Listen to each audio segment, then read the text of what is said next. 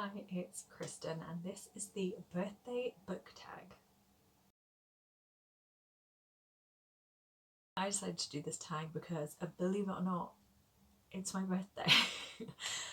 It's the 8th of May when this is going up, and that is my birthday. So I decided to do this tag, which was originally created by Coffee, Cocktails and Books, but that's not where I saw it because that original video, if that is the original one, I believe, is privated.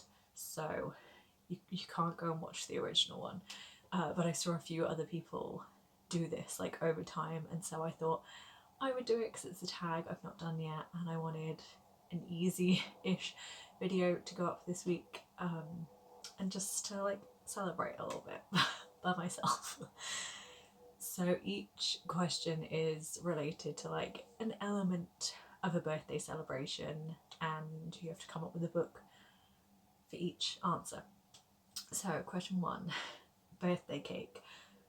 A book with a plot that seems cliche but you adore it anyway. And for me, that's Book Lovers by Emily Henry. This is a romantic contemporary story about a literary agent called Nora and an editor called Charlie, and they don't really like each other. They know each other through their job, but are a bit like standoffish with each other. And Nora and her sister go on holiday to this place that her sister really wants to visit, and they end up bumping into Charlie, who is there for some unknown reason to Nora. And it's like such a coincidence, and what could possibly be the reason that they're both in this place at the same time.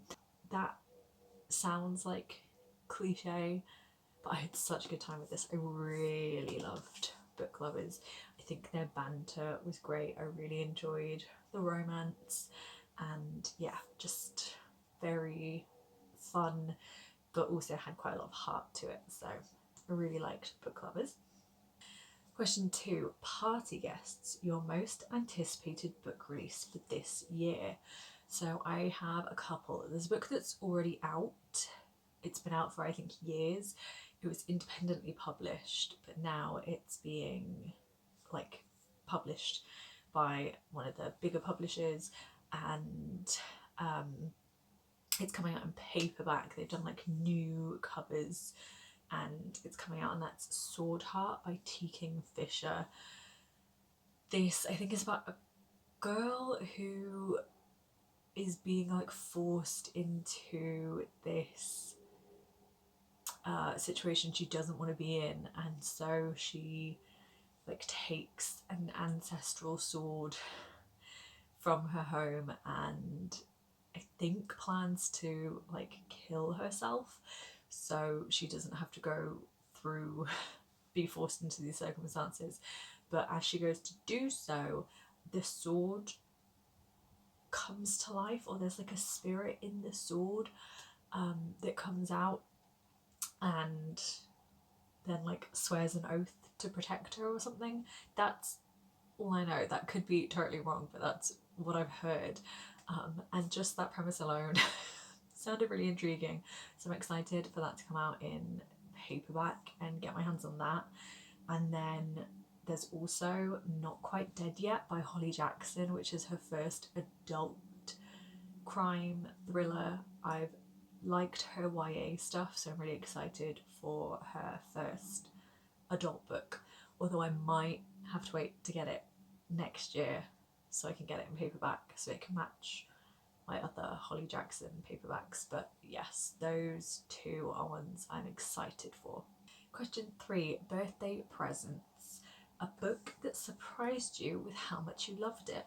And for that, I'm going with A Witch's Guide to Fake Dating a Demon by Sarah Hawley. I thought I'd like this because it sounded fun. It's about a young witch who's prophesied to be like the most powerful witch in centuries, but she's like actually kind of bad at magic, and one day she's trying to do a spell and it goes wrong, and she accidentally summons a demon who is then like tethered to her, and so they to explain why they can't be like parted, they just make up that they're dating as a reason why they're always around each other. And then like magical hijinks ensue, and I had a really good time reading this. It might have been because of the time of year I was reading it as well. It was like quite sunny, but also like October time, which is when this book's set. Um, so it felt like the perfect time to read it. I was just like in a really good mood when I was reading it, so I had like a really lovely time overall. I liked their relationship. I enjoyed the characters, and I just had a really good time. This was like a rom-com that I actually found funny, which is good. So yeah, one that I thought I'd like, but I didn't think I'd like it as much as I did. I thought it would be like a very average, like 3-star fun read, but I think I gave it 4 stars. Just really good time and really want to continue the series. Question 4. Happy Birthday Song, a book that certainly deserved all the hype it got. And for this, I think I'm going to go with one that I borrowed from the library, so I don't have it physically. I listened to on audiobook, and that's I'm Glad My Mum Died by Jennette McCurdy. This is like a memoir of Jennette McCurdy's childhood to sort of where she is now, talking about her relationship with her mum and her mum dying and her life growing up as a child actor and whether that was actually really something she wanted, and just the whole like messy dynamic that she had with her mum. And I thought she was such a good writer. It was so well written, really engaging to listen to, but also just really heartfelt, and like she really went into depth and didn't shy away from her history and her feelings, and I just thought it was a really well crafted memoir. I was very impressed by it. Lots of people were talking about it when it came out, and I think rightly so. It very much deserved the hype it got. It's a great memoir. Question 5 is Happy Music, a book with some very beautiful and truly memorable quotes. Now, considering this prompt is happy music, I have gone for a book that is not so happy, and that is The Song of Achilles by Madeline Miller. I just so viscerally in my mind remember reading the last few pages of this, and it really sticks with me. And anytime anyone like mentions the ending or like says a line from it or quotes it, it just like, oh, it takes me back to originally reading it, and like just hits me right in the feels and makes me like want to tear up. This has just got some really wonderful writing. I think Madeline Miller in general writes so beautifully.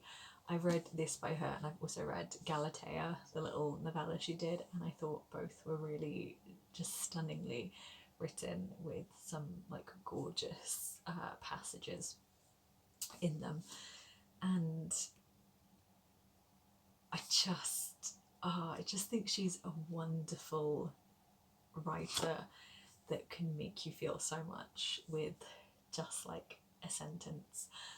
And yeah, I know this is like a really popular book, so most people have read it, but if you've not and you really appreciate like just really gorgeous writing, then I would definitely recommend this. It's a retelling of the myth and the story of Achilles and Patroclus, and like the Trojan War and everything, but just so good. Question 6 is Getting Older, a book you read a long time ago but think you would appreciate more if you read it as a more mature reader. And for that, I'm going with My Last Duchess by Daisy Goodwin. This is about a wealthy heiress in 1890s America, and she gets married, and then it's just all about her marriage to this man that she doesn't really know that much. This is a book my uncle bought me for, I think, a birthday years ago. I'm talking like maybe when I was like 13, around that time. My uncle loves books, loves to read, and I think always wanted to encourage that with me and my siblings.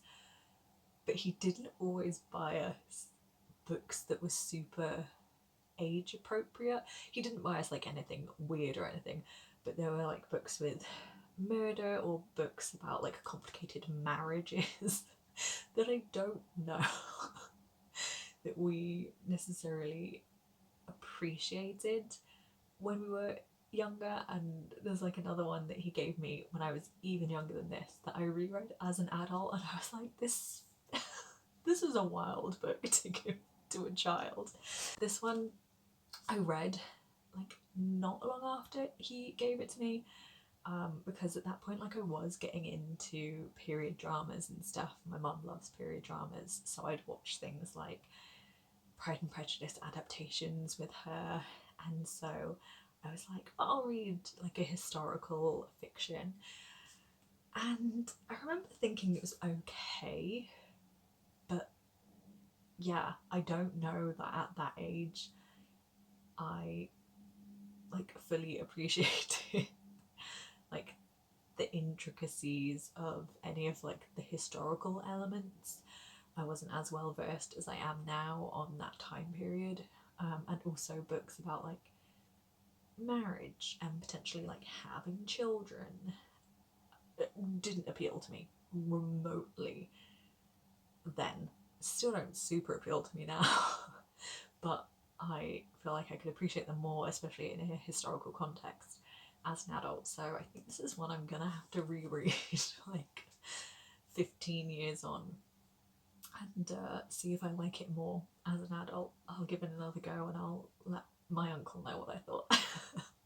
Finally, question 7, which is Sweet Birthday Memories, a book that kept you incredibly happy during a sad or demanding period of your life.